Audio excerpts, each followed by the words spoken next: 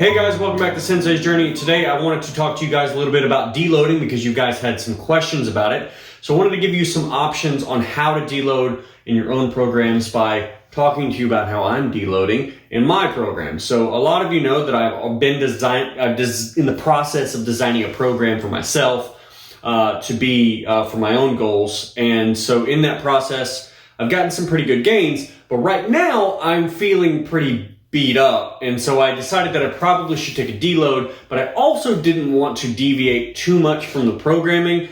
So I sort of came up with a clever way to be able to deload. And if you can hear some sounds in the background, that's my girlfriend cooking. So it's steak.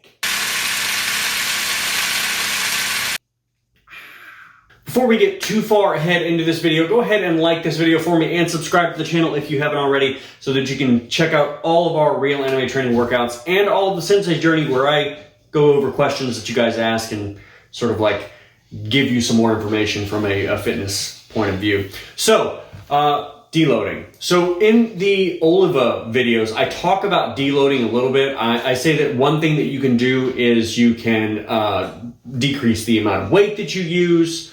So for instance, you can do the same amount of sets and repetitions, but half all the weights. And when you do that, that allows you to be able to, still get work in, but you get to recover a little bit more because you're able to, you're not putting yourself under as much stress as you would normally be putting yourself under. Another way that I talked about in the Oliva workouts is that you can decrease the volume. So you can still do the weights, but you can cut all of your reps in half. So you're still doing higher intensity, but you are decreasing the amount of total volume. So it depends on how you're feeling, what you might want to do. Like for instance, if you're just feeling really sore, that might be one of the things that you want to cut back on the volume. If you're feeling like maybe your central nervous system is not really like firing properly, if you're having trouble just like doing basic movements, or if you're feeling like really creaky in the joints, maybe you want to cut back on the intensity and just do the volume. But there, different ways to be able to handle stuff. How I am currently deloading is that I'm basically doing just my primary exercises.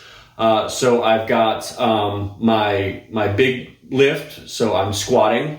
And then I've got my 2 days a week where I've got one day where I do bench, one day where I do deadlift. And then I've got some high rep calisthenics days. On the high rep calisthenics days, I'm just doing the first set. On the lifting, I'm just doing the basic lifts. So I'm not doing any of my accessory stuff. I'm not because I was doing a lot of things that were higher volume to be able to make muscles grow and whatnot. So I've cut that out for this week, and I'm really, instead of spending about 2 hours in the gym, now mind you, that's with like 15 minutes of warm up and 15 minutes of stretching at the end. Instead of spending about 2 hours in the gym, I'm spending about an hour in the gym. So it's a lot less time, still with the same amount of warm up and stretching time, sometimes a little bit more. Just because to help everything recover a little bit better. So there are, I say all that to say there are many different ways that you can deload. The two ways that I talked about, you can deload creatively in the sense that you can cut off portions of your program so that you're just focusing on the primary things that you want to work on. You can also take kind of like an off-season approach to your deload, where essentially what you're doing is you're working the same muscle groups, but in completely different ways and in different modalities than you would be doing normally. So for instance, when I say off season, so you have people who play particular kinds of sports. In the off season, they might do something to keep themselves in shape that's not the exact same thing. For instance, old school boxers in the off season, they would take breaks and they would go wrestle because there was a lot of like crossover in old school combat sports. Or if, for instance, you were a runner, you in your off season, just to give yourself some time off from pounding the pavement, you might swim.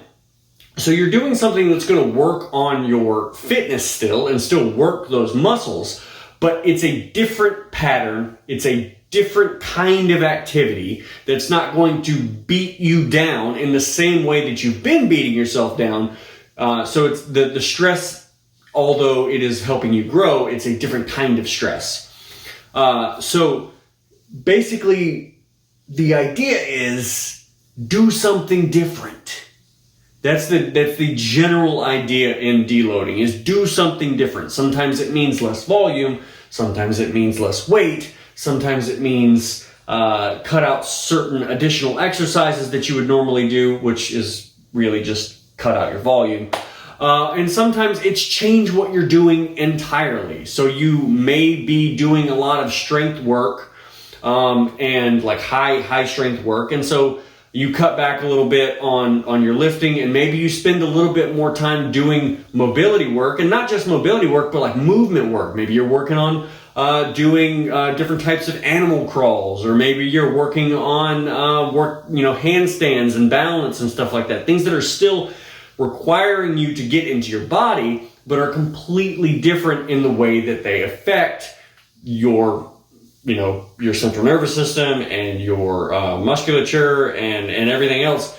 It's different than the way that you've been training, but it's still allowing you to stay in shape. You're not just sort of like, well, I'm tired, so I'm just going to take a week completely off, and you don't end up doing anything. Because even if you took a week off and just like did very light cardio and mobility every single day, that would be phenomenal.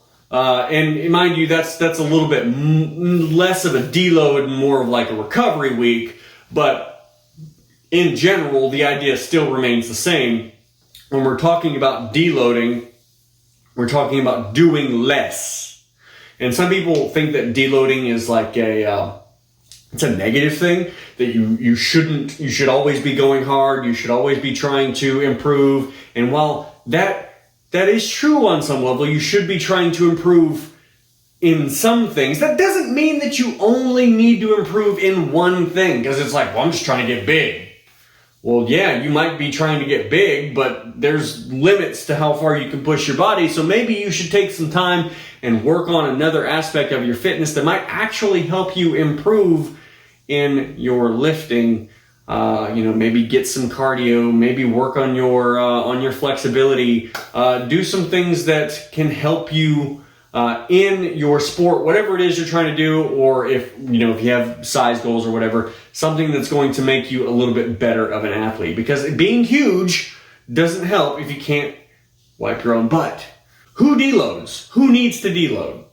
Well, most beginning lifters don't need to deload for the most part, because they're just learning things. There's lots of technical things that they can work on, and most of the time they're not lifting weights that are heavy enough that are going, or doing the volume enough to be able to need the deload. If you are a more advanced lifter, you've been lifting for 2 to 5 years or more, you may benefit from doing a deload every 4 to 8 weeks, depending on how hard you're working and what your goals are. Currently, I tend to deload every 4th week, maybe every 5th week. It just depends on how I'm feeling. But I don't recommend that you go on just how you're feeling unless you're used to training. So if you are trying to implement deloading into your program, schedule the deloads and stick to the deloads, because you're learning. But as you start to get a little bit more advanced in your training, you can be like, well, no, I'm feeling pretty good. I don't think I need to deload this week. But then you might say, well, no, I've got a little bit of a nagging feeling here, and I've got a twinge over here, and my knees hurt, and I'm just tired. Yeah, so it's probably time to deload then. But that comes with learning your body and learning programming, and it takes time. But experiment with deloading yourself. Take the time to experiment with using less weight for a week, using less volume for a week, changing up the types of training that you're doing for a week. They want to be completely different necessarily than what you're trying to do. Like you don't want to start doing a marathon running program for a week to go back to whatever it is you were, for maximal strength, but you can do something that's like strength adjacent. Hope you guys learned something about deloading in general. If you guys have any questions though, please leave those in the comments. And if you need to, if there's a bunch of comments or something like that, I might do a more structured video on deloading, just to answer any more questions, because I know that the Sensei's journeys are a little more relaxed and conversational. But yeah, please leave the comments and your questions in the comments, because I would love to be able to answer them. Thank you very much for watching this video. I hope you enjoyed it. And until next time, guys, good luck and train hard.